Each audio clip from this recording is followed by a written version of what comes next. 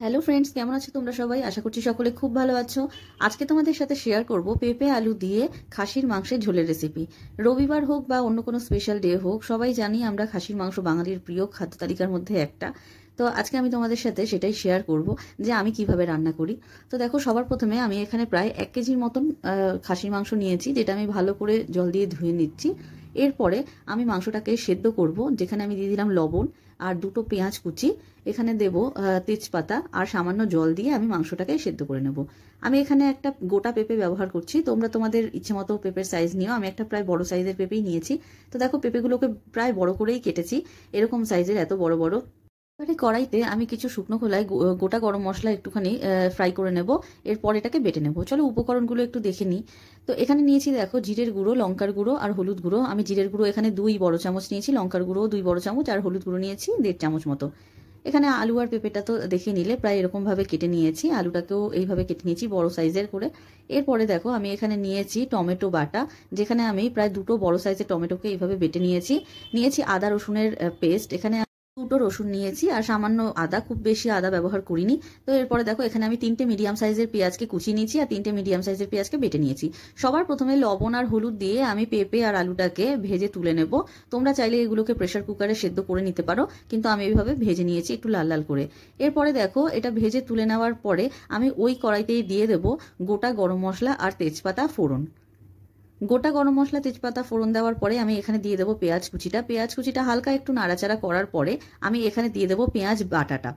তো দেখো, পেঁয়াজ বাটাটা দিয়ে দিলাম। এরপরে আমরা ততক্ষণ এটাকে ফ্রাই করব যতক্ষণ না এটা হালকা একটু ব্রাউন হয়ে যাচ্ছে। তো দেখো, সবকিছুকে আমি ভালো করে ভেজে নিচ্ছি। এটা ব্রাউন হয়ে গেলে আমি এখানে দিয়ে দেবো আদা রসুন বাটা।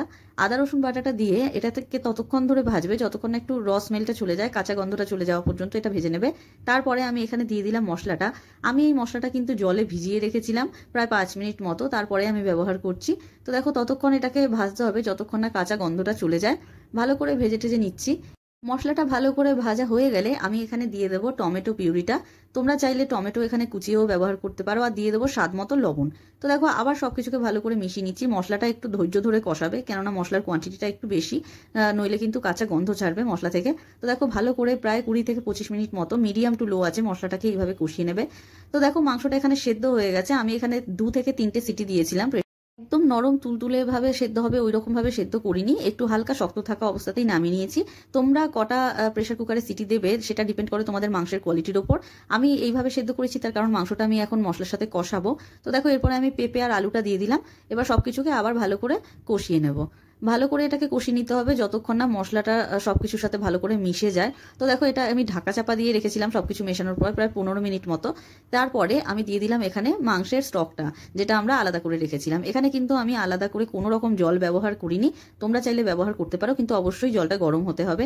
আমি এখানে স্টকটাই ব্যবহার করলাম। তো দেখো, ভালো করে ফুটে গেছে, প্রায় 10 থেকে 15 মিনিট হাই ফ্লেমে এটাকে ফুটাবে ঢাকা চাপা দিয়ে। এরপরে দেখো, নামানোর আগে আমি এখানে দিয়ে দেবো গরম মশলা, যেই মশলাটা সবার আগে আমরা একটু ফ্রাই করে নিলাম, সেটাকেই গুঁড়ো করে আমি এখানে দিয়ে দিলাম।